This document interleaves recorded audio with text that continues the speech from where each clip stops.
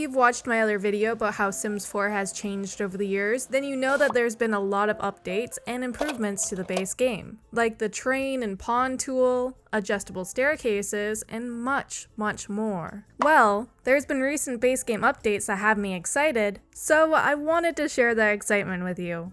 First and foremost, round walls. This has been a long time coming, and I cannot believe that they're finally here. Lighthouses, guard towers, castle towers, and rounded build features will finally be doable. Furthermore, most windows and doors will work on the round walls. There are a few that don't, but that's okay. You can use this filter to find the ones that do work with them. What are you going to build with these round walls? This is not a drill. Sexual orientation is now featured in the game. This is brilliant and will allow so many players to represent themselves in-game and will allow for players to explore tons of different storylines. In Create a Sim, under the gender customization, you can select this tab to go to sexual orientation. Here you'll find a few options, including if you want your sim to be romantically attracted to men or women, if you're exploring romantically, and the option to choose who your sim is interested in woohooing. You'll be able to change these choices later on throughout the gameplay if you want to, so these choices are not set in stone. It's important to note that this feature is currently it's very binary. There are no options for non-binary sims. They are working on including additional gender options. Sim guru Jessica has said this in regards to this issue. Further down the line, we'll be able to expand this to include additional gender identities that we don't have at this time. I understand that there will be concerns here around the initial options being gender binary. Mechanically, non-binary sims don't yet exist in The Sims 4. While we made great progress in representing non-binary sims with the pronouns update, we acknowledge that pronouns are not the same thing as gender identities. We recognize that we still have a ways to go in this regard. Jessica continued on to say, while we try to give players the option to toggle certain gameplay features, LGBTQIA+ identities are a fact of life, and not a toggle to be switched on and off. I think that was very nicely said, but let me repeat that. You cannot turn this feature off. And that's a good thing.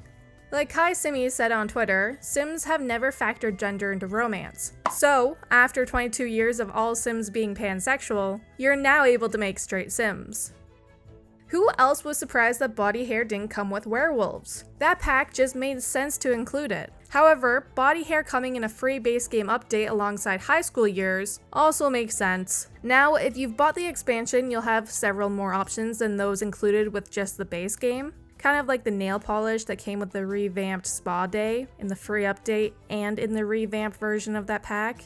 You know, there's more options for players who had that pack. Either way, there's still a pretty good amount of body hair to choose from. There's arm, leg, back, and chest hair. The texture looks a little off to me, but it's still great that we can finally have this. Whims have long been forgotten about, or at least I've forgotten about them. Didn't it feel like there were only like 10 whims anyways? It got old pretty fast, and honestly, I never cared nor completed any whims throughout all of Sims 4.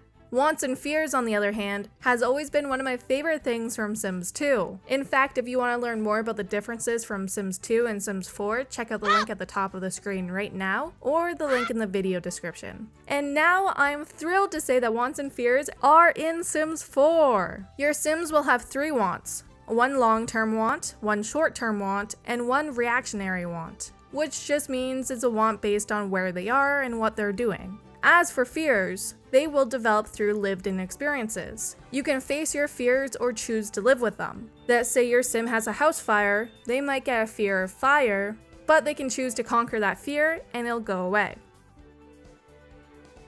Lastly, the cell phones have been upgraded. Nowadays, the cell phone menu looks very modern compared to the old style. You still have access to everything, just like before, but it looks like a smartphone. You've always been able to change the look of your phone, but now you can change the phone and the wallpaper separately. I wish that they gave us the ability to set in-game photos as the wallpaper, but oh well, this is pretty cool too. What was your favorite new base game feature? Is there something you would want to see in the future? Let me know in the comments. Thank you for watching, and a special shout out to my patron over on Patreon. I hope everyone is staying happy, healthy, and hydrated. Bye bye!